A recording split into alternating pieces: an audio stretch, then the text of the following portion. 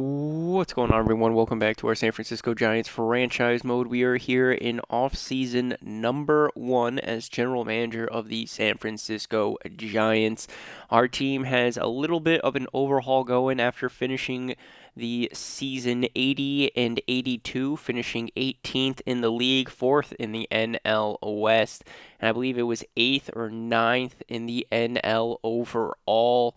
I would like to try to become a playoff team in this upcoming year. Last year, we got the big starting pitcher free agency signing with Blake Snell signing late into spring training. We also got a star gold glover in Matt Chapman and one of the top international prospects in Jung Ho Lee, as well as a power bat with Jorge Soler, which just had a phenomenal first year over here in San Francisco. I'm hoping that he can grow on that, hit another 30 to 40 home runs this season.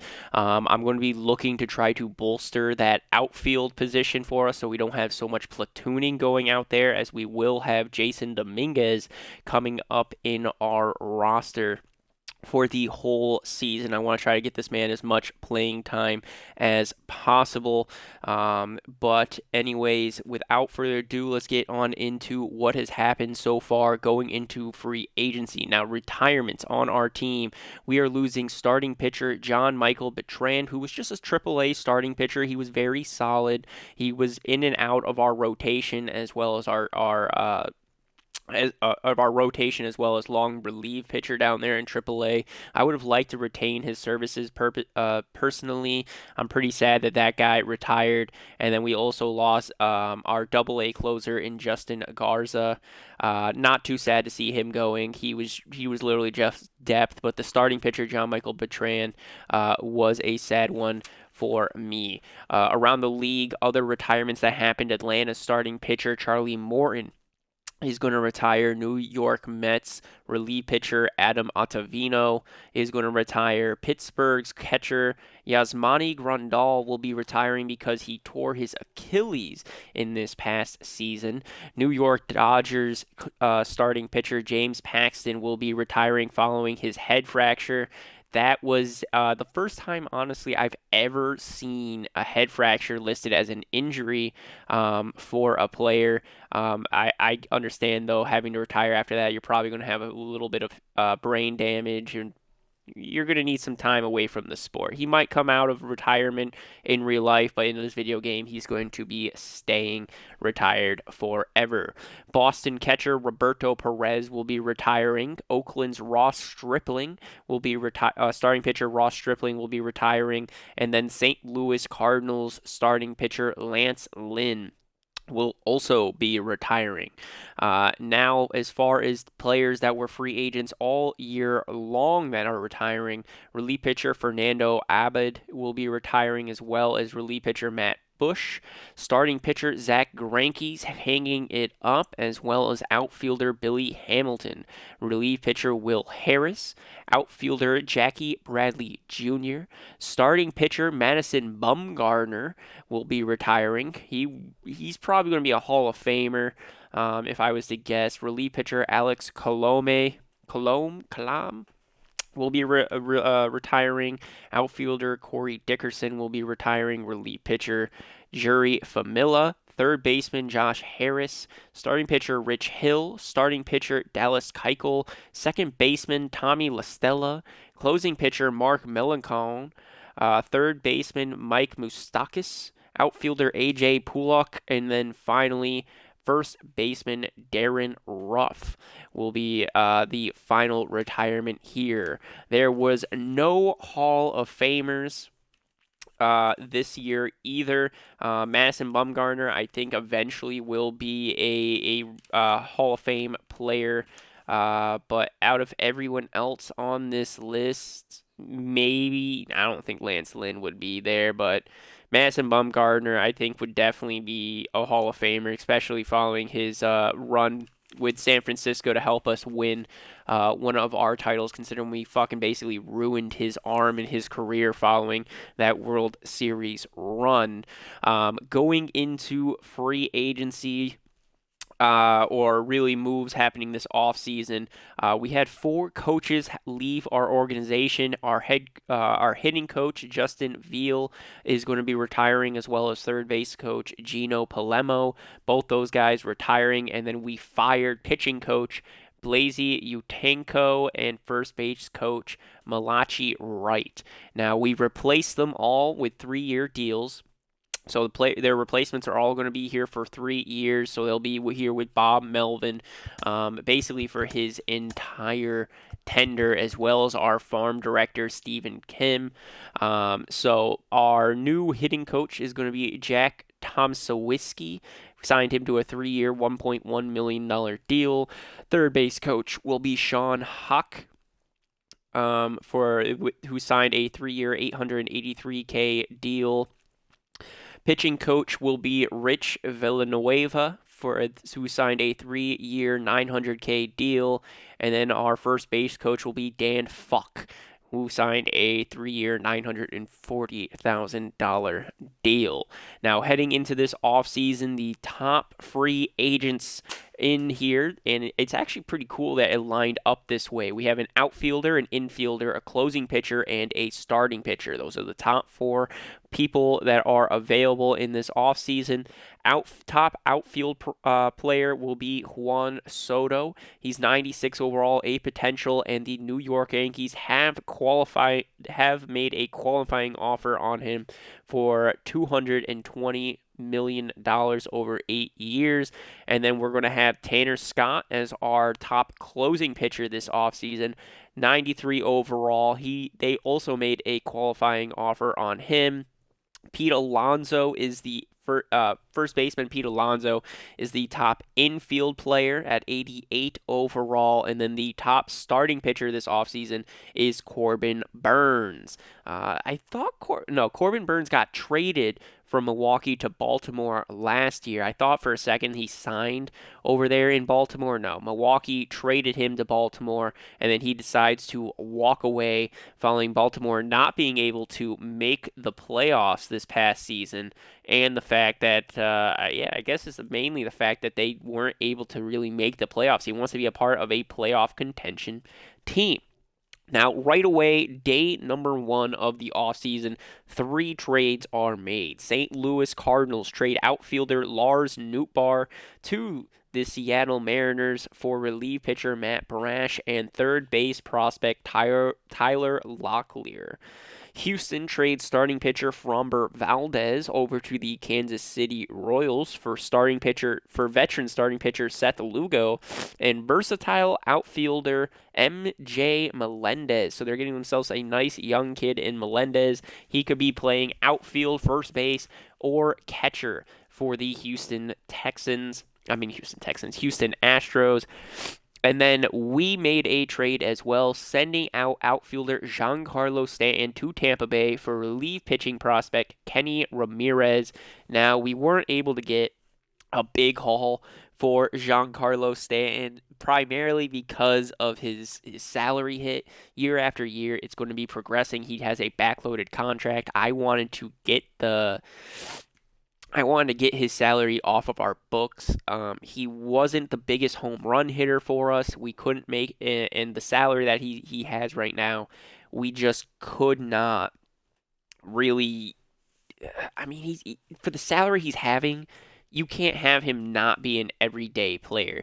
And on the team that we're developing right now, he would only be batting against lefties and making $30 million a year. I can't justify that, especially the fact that he isn't hitting like 30 home runs every year. So it's not like every time he's up to the bat, he's hitting at least 1 home run. It just isn't happening.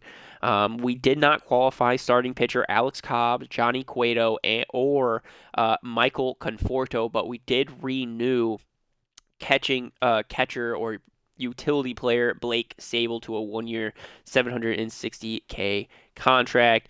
We signed a shit ton of minor leaguers as well here in the first part of free agency. Now, Alex Cobb, reason we let him go, he's a little bit older. We got a lot of young guys like Taj Bradley and Matthew Liberatore coming up in our system. You also can't forget about Reggie Crawford. So we have room to kind of send out these veteran starting pitchers. Johnny Cueto, 70 overall, he would be a minor leaguer by the end of the year. He just doesn't fit into a rotation. He can't, even by the end of the year, this past season, he's kind of losing his role as a long relief pitcher with us as well. And then Michael Conforto didn't play with us whatsoever. I think he had like 20 at bats all season, so he was happy getting paid, but it was probably pretty frustrating just sitting there riding the bench. Now, heading into week number 2 through week number 4 of free agency, these are the players that signed. Starting us off on November 10th, Boston trades away closing pitcher Liam Hendriks to the Philadelphia Phillies for relief pitcher Sir Anthony Dominguez. On November 14th, Kansas City gets the first free agent signing star closing pitcher Tanner Scott to a 6-year, $20.2 million deal. It will be backloaded as well. So Kansas City immediately getting one of those top 4 relievers, one of these top 4 free agent players. Good for them. $20.2 million. I don't really like that. I mean, I don't really care for Tanner Scott either. But Kansas City trying to bolster their bullpen right away there. Following that closing pitcher signing of Tanner Scott, Cleveland decides to trade away their closing pitcher, Emmanuel Clase, to the Cincinnati Reds for 2 stud prospects. All right. They're getting shortstop / third baseman Elly De La Cruz from the Cincinnati Reds, as well as their top catching prospect in Gilberto Ibanez, who they just drafted in this previous year. He's a 66 overall catcher and an absolute stud over there in Cincinnati. So in the 5-day span, dude, two closing pitchers get traded and a closing pitcher signs with a team. This is just going crazy right now. November 17th, Cincinnati then sends away relief pitcher Tajay Antone following acquiring Emmanuel Clase to the Kansas City Royals for outfield prospect Carson Roccaforte,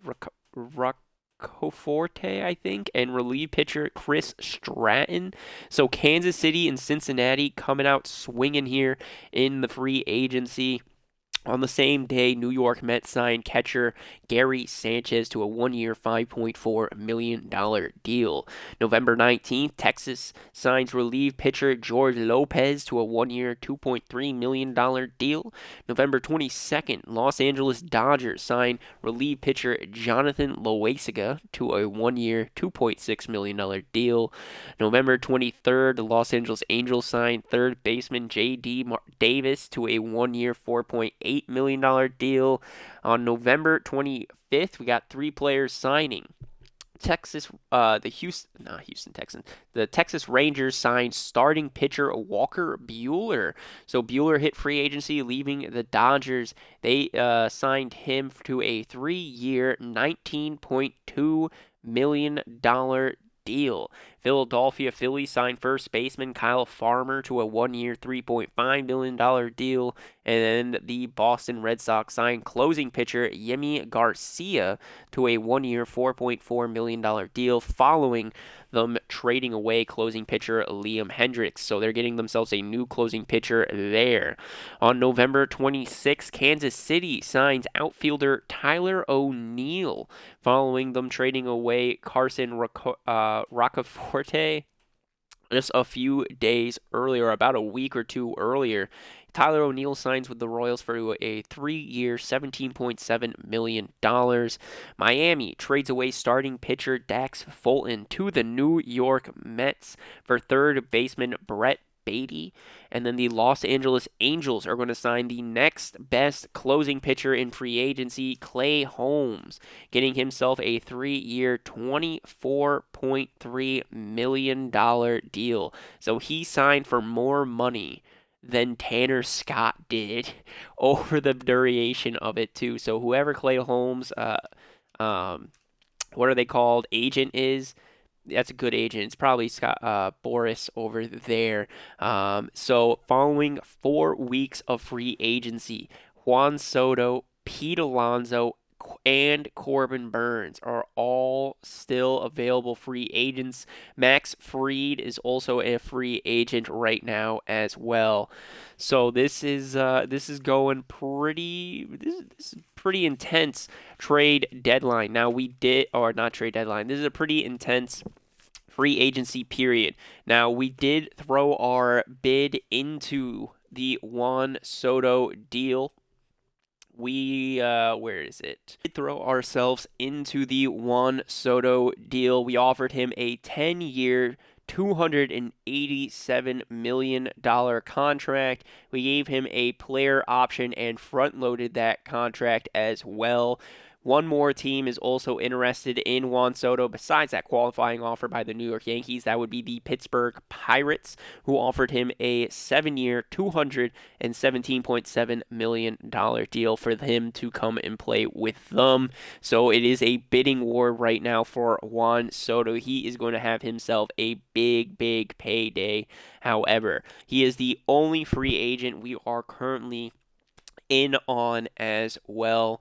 I want to get Soto over here to San Francisco. He would be a great power back. And the fact that he's only 26 years of age at 96 overall, it's over. If we get him, we should be a playoff team. He is the final piece of the puzzle that we need. We got the starting pitchers last season, and this upcoming season, we're going to have ourselves Jung Ho Lee in the outfield, fucking with Juan Soto and Dominguez, and then you have Jorge Soler DHing, maybe coming in once in a while for Dominguez over there in left field. It would go tremendously if we could get this dude. Now, heading into week number 5 of the offseason, all right? On December 1st, San Diego signs first baseman Josh Bell to a 1-year, $6.7 million deal. So they're going to have Josh Bell competing with Cronenworth over there at first base. Seattle Mariners signed relief pitcher Andrew Chafin to a 1-year, $5.9 million deal. Miami signed starting pitcher Yusei Kikuchi to a 1-year, $6.4 million deal as well. December 2nd, Seattle signs 2 relievers, so they're bolstering their bullpen right now. They signed relief pitcher Lucas Sims to a 1-year, $4.3 million deal, as well as relief pitcher Shelby Miller to a 1-year, $2.4 million deal. Philadelphia signs outfielder Victor Robles to a 1-year, $3.1 million deal. On December 3rd, the Seattle Mariners, once again, 4th signing in 3 days, will be signing first baseman Harold Ramirez to a 2-year, $8.2 million. For $8.2 million. On December 5th, Philadelphia will be trading away relief pitcher Matt Strahan to the LA Dodgers for starting pitcher Tony Gonsolin. Gonsolin. So the Dodgers have traded away Gonsolin here, and they lost Walker Buehler in free agency. Will the Dodgers be the same in this upcoming season? Probably, with the fact that they still got all that star power, but their rotation might be taking a hit here. It honestly might be taking a hit. Oakland gets their first free agent, signing outfielder Anthony Santander, a big power bat for them out there in the outfield, to a 4-year, $24 million deal. Texas Rangers sign outfielder Teoscar Hernandez, another power bat there, to a 3-year, $25.2 million deal. And then the Chicago Cubs sign closing pitcher Jose Leclerc to a 3-year, $16.2 million for $16.2 million. San Diego signed starting pitcher Domingo Germán to a 1-year, $1.4 million deal. Seattle, once again getting busy, signing starting pitcher Luis Severino to a 1-year, $5.7 million deal.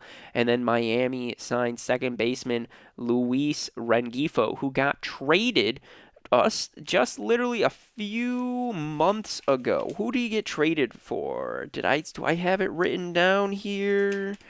Let me see. Where is he? All right, so I guess I was wrong. Luis Rengifo did not get traded earlier this season. I thought he did. I really did thought he got traded. But anyways, he signs with Miami, 1 year, $4.8 million deal, and then on December 6th, St. Louis Cardinals trade away two prospects, shortstop Mason Wynn and outfielder Joshua Baez to the Los Angeles Angels for shortstop Zach Neto. The Chicago Cubs get a pair of signings, signing second baseman Ahmed Rosario to a 2 year, $5.4 million deal, as well as catcher Carson Kelly to a 1 year, $2.9 million. Pittsburgh Pirates signed starting pitcher Frankie Montes to a 1 year, $7.3 million deal, and then the Philadelphia Phillies signed outfielder Brent Rooker to a 2 year, $2.4 million deal here. So Philadelphia trying to bolster their outfield while the Seattle Mariners working on their pitching staff. They're trying to improve their rotation as well as their bullpen. Heading into week 6 through 8 of the offseason on December 8th, Washington wins the draft lottery, moving up from 4 to 1. Kansas City signs first base. Oh my God. Let me pause there. All right, so heading into weeks number 6 through 8, we had the draft lottery right away on December 8th. Washington wound up winning that, moving up 4 spots, going from 4 to 1. Now, the available free agents right now, or the top free agents right now, are Juan Soto, Corbin Burnes, and Pete Alonso. All right, these are the top 3 prospects still available to us. So heading on December 9th, the St. Louis Cardinals sign outfielder Jock Pederson to a 1 year, $4.9 million deal. On December 10th, the Atlanta Braves signed their first free agent, getting starting pitcher Nick Pivetta at a 1 year, $7.1 million. Toronto gets 2 free agents today, getting third baseman Patrick Wisdom from the Cubs, nice power bat for them. 1 year at 2.6, as well as starting pitcher Adrian Hauser at 1 year at 4.7. Cincinnati Reds signed starting pitcher Jakob Junis to a 1 year, $9.2 million deal. San Diego gets outfielder Jake Bauers at 1 year, $1.7 million. And then the LA Dodgers get first baseman Lamont Wade Jr. from our team. We allowed him to walk, didn't make a qualifying offer for him. He was one of the free agents I wanted to bring back to our team. We just didn't have the salary cap for him, considering we're throwing everything we have at Juan Soto. Still, this motherfucker just will not sign. We're 8 weeks into free agency, and this dude is still not with a team. Cincinnati Reds trade away starting pitcher Nick Martinez, as well as outfielder Jay Allen to the Cleveland Guardians for starting pitcher Xavier Curry. On December 12th, Texas Rangers get themselves 2 outfielders, signing Ramon Laureano as well as Randall Grichuk. Laureano signs a 1 year at $5.1 million, and then Grichuk gets a 1 year at $4.1 million. Seattle Mariners again right to their rotation, signing veteran starting pitcher Jose Quintana at a 1 year, $11.3 million deal. Toronto signs 2 prospects today, signing starting pitcher Alex Wood at a 1 year, $6.6 million deal, as well as closing pitcher Paul Sewald, who's got himself a 2 year, $10.4 million deal. On December 17th, the Los Angeles Angels get the last top pitching free agent in Corbin Burnes, signs himself a 5 year, $75 million deal over there in Los Angeles. New York Mets got 3 transactions today, trading away starting pitcher Roberto Dominguez to the Chicago White Sox for starting pitcher Glenn Otto. They got oh wait, no, my bad. They made a trade with the Chicago White Sox to get starting pitcher Glenn Otto. Little details a little messed up there. They trade away starting pitcher Robert Dominguez, first base prospect JT Schwartz, and then third baseman Boston Barrow. So 3 prospects getting shipped out to the White Sox for veteran Glenn Otto. New York Mets did, however, sign outfielder Mauricio Dubon to a 1-year, $3.6 million deal. And then on December 21st, the Mets signed outfielder Eddie Rosario to a 1-year, $2.3 million deal. And then the Philadelphia Phillies trade away starting pitching prospect Cam Brown to the Los Angeles Dodgers for shortstop Miguel Rojas.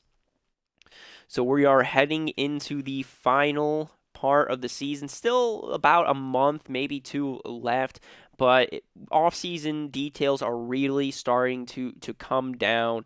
Top free agents still available in this portion. Juan Soto obviously having himself a laugh as him and Boris are just laughing it up on the golf course or wherever the fuck they are right now, just saying, look at all these fools offering me all this money. I'm going to get myself paid. I'm going to get paid this offseason. He is loving it. Mike Clevenger's still available. Michael Conforto, Ty France, Jorge Mateo, Josh Rojas, Anthony Discofani. Willie Adames is still available, as well as Max Fried, Mike Yastrzemski, Shane Bieber, Alex Cobb. These are all players that are still available. They probably will be getting themselves a home in these last couple of months, but the fact they haven't signed anywhere, it means they're really trying to get themselves a good deal here. Now, right away, I'm so happy that right away I was starting to lose hope. I thought this man was not going to sign with us or really anywhere, and he might be just a free agent by the end of this. We got we got the top player. We got him, boys. We got him on December 22nd, 2024. The San Francisco Giants signed outfielder Juan Soto to a 15-year, $400 million deal. Juan Soto will be a San Francisco Giant for the remainder of his career. We front-loaded the contract, so he'll be getting paid less and less, meaning we can fill out the roster around him and make sure our team is built to succeed. And then we gave him a player option as well in his final year to try to decide, hey, if you want and we're not that good in 15 years, you can go to a different team. On December 23rd, Cincinnati signed starting pitcher Mike Myers to a 1-year at $2 million deal. December 24th, Minnesota signed starting pitcher Mike Clevenger to a 1-year, $2.9 million deal. December 27th, Cincinnati signs outfielder Michael Conforto to a 1-year, $3.1 million deal. As well, Colorado signs second baseman Nick Madrigal to a 1-year, $2.1 million. On December 28th, Milwaukee gets their first free agent, signing first baseman Ty France to a 1-year, $5.9 million. On January 4th, the first signing here in 2025, the Tampa Bay Rays sign second baseman Jorge Mateo to a 1-year, $2.8 million. Good speed over there. On January 13th, Milwaukee signed starting pitcher Martin Perez to a 1-year, $2.6 million. On January 15th, the Dodgers signed relief pitcher Chris Martin to a 1-year, $5.8 million deal. January 18th, Milwaukee again gets themselves quite busy here in the past couple of weeks, or really the past like 2-3 weeks. Milwaukee gets themselves second baseman Josh Rojas to a 1-year, $3.3 million. On January 19th, the Dodgers signed relief pitcher Caleb Thielbar to a 1-year, $2.9 million.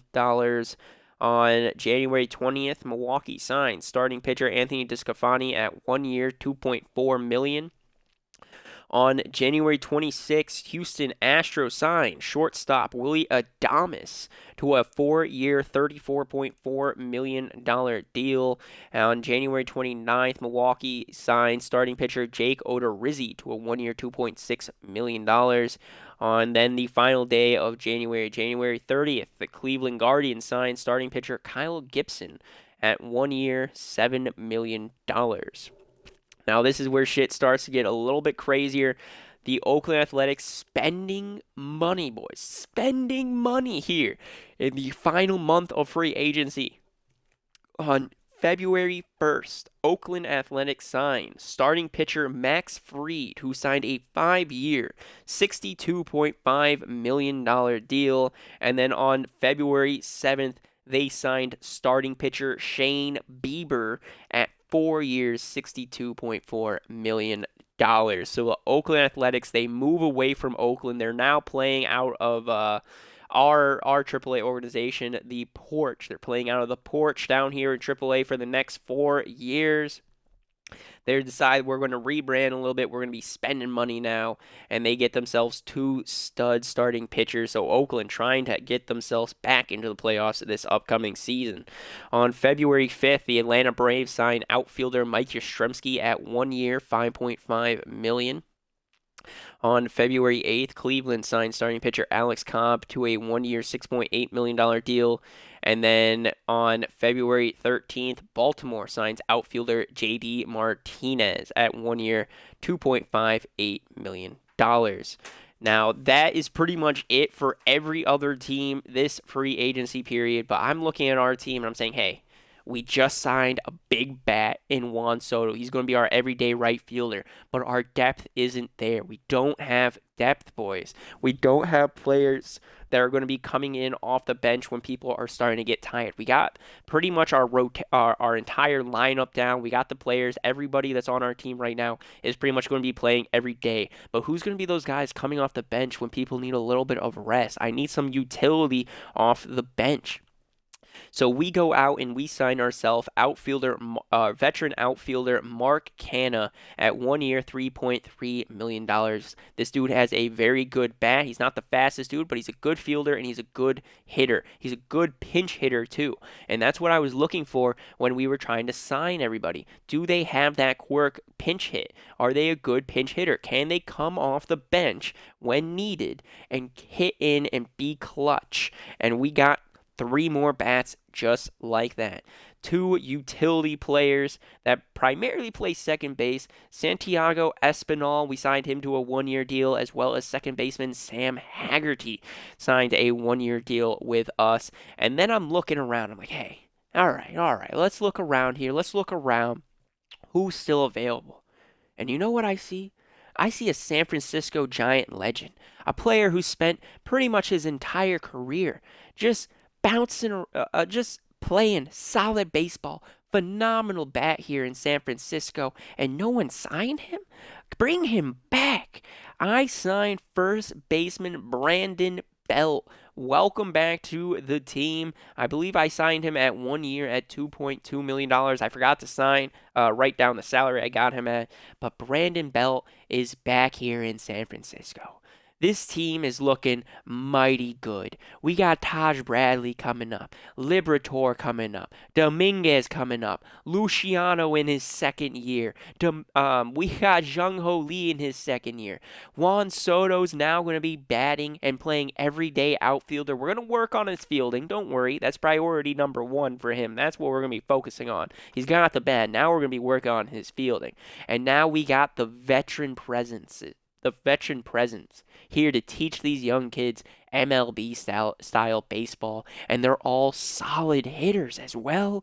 We got our rotation figured out, bench figured out, lineup figured out. This team is ready for a playoff run here in 2025. If we don't make the playoffs here, it is a complete fail, and it would not surprise me to see our owner fire my ass. We might not even be with the Giants organization in 2026 if, all right, boys, we don't make the playoffs. This is do or die time here. I know I got 1 more year left here under contract, but that doesn't mean I can't get fired.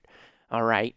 But anyways, you guys are going to have to wait until next episode to see how this team is doing in spring training, as well as how we're going to be doing opening day of 2025. But until then, guys, I will see you all later. Bye-bye.